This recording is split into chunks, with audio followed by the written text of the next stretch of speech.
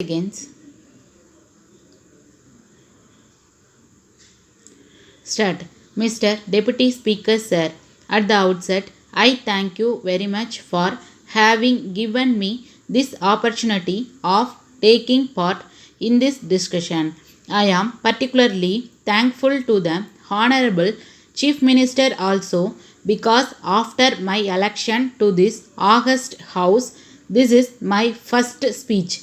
I express my sincere thanks to the voters of the constituency from which I have been elected. I am grateful to the leaders of alliance parties also for their campaign in my favor. First of all, I would like to take up the matter of rising prices. I am sure that our government will be in a position to tackle this difficult problem effectively within a few months. My contention is that the problem or rise in prices can never be treated in isolation.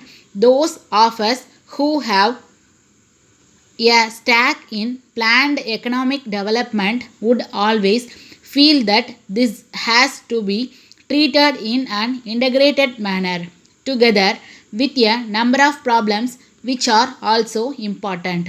I would like to bring to the notice of the government one other important point. If we treat agriculture as an industry, a number of benefits that are made available to industry now for its development will become available to agriculture also.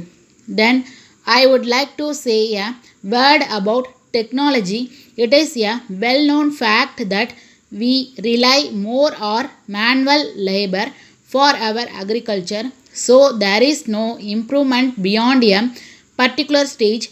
I request the government to take steps to introduce more modern methods to increase the yield per acre.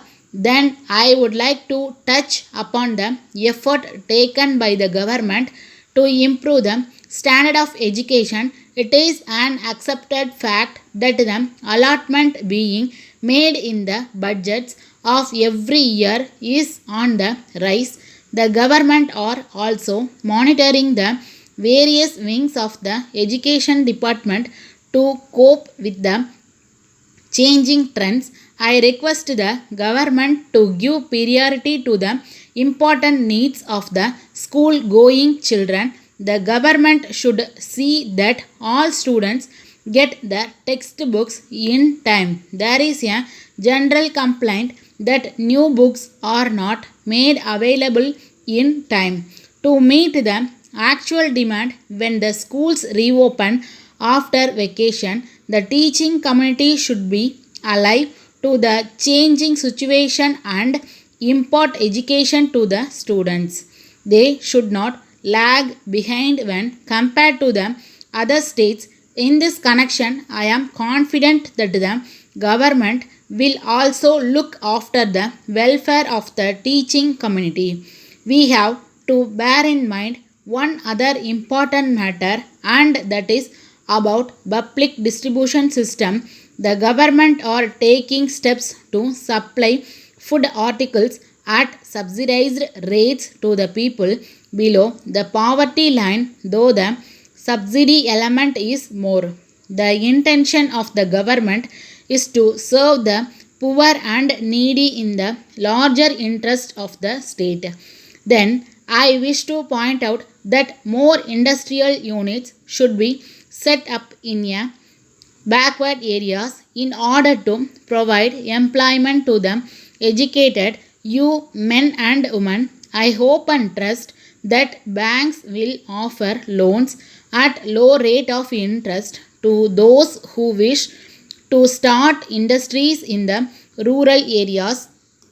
I also want the government to bestow more attention on the laying of roads to connect each and every village.